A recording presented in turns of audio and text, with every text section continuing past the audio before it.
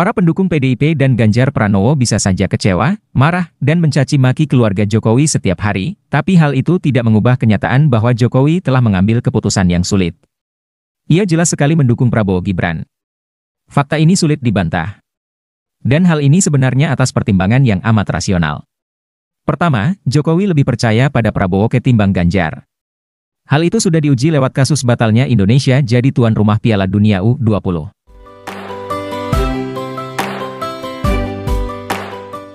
Saat itu Ganjar lebih tunduk pada Megawati ketimbang pada Jokowi. Padahal, Jokowilah yang mula-mula mendongkrak popularitas Ganjar.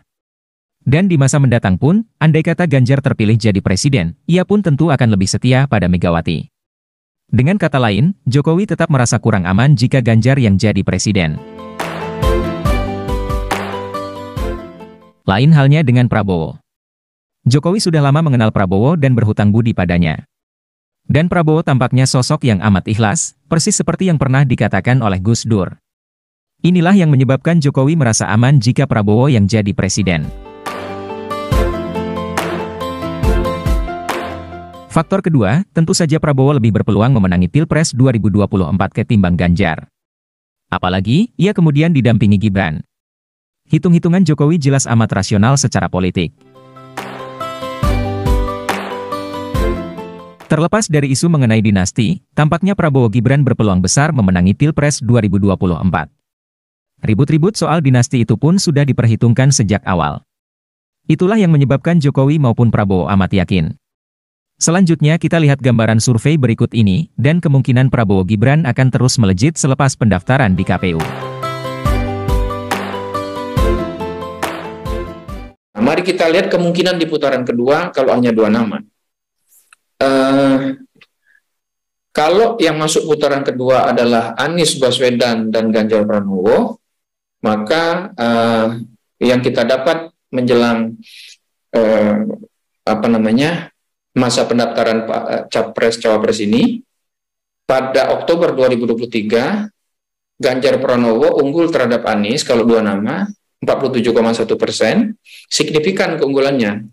Berhadapan dengan 37,5%. Jadi keunggulan Ganjar hampir 10% terhadap Anies.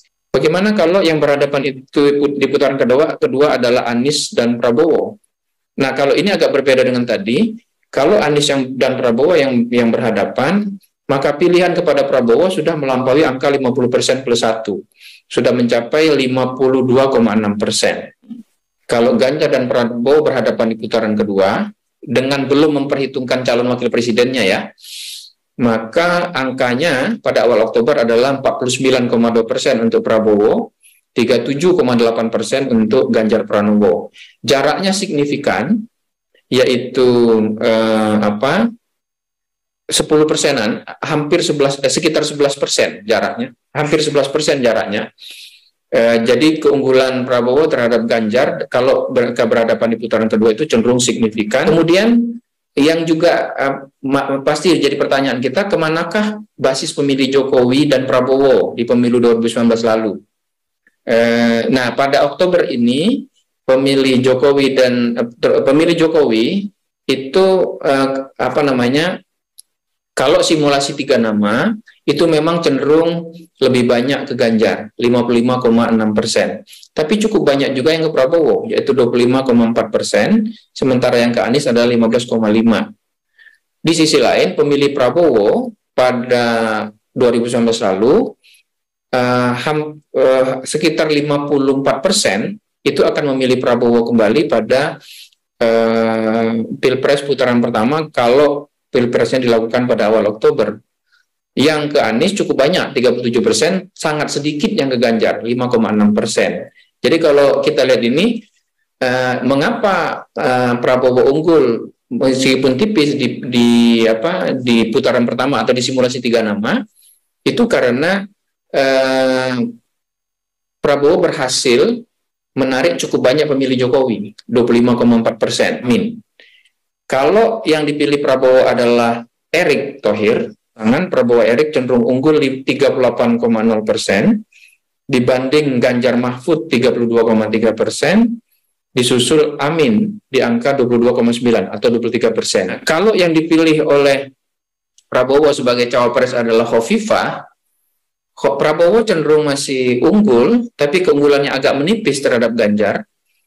Kalau yang dipilih oleh Prabowo adalah Gibran sebagai cawapres, lagi-lagi ini sebelum keputusan MK ya, perlu dipahami situasi sebelum keputusan MK. Kalau yang dipilih adalah Gibran, maka sama dengan Hovifah, posisi Prabowo di angka 36, berhadapan dengan Ganjar di angka 33, Ganjar Mahfud di angka 33, lalu Anies di angka 23,5%.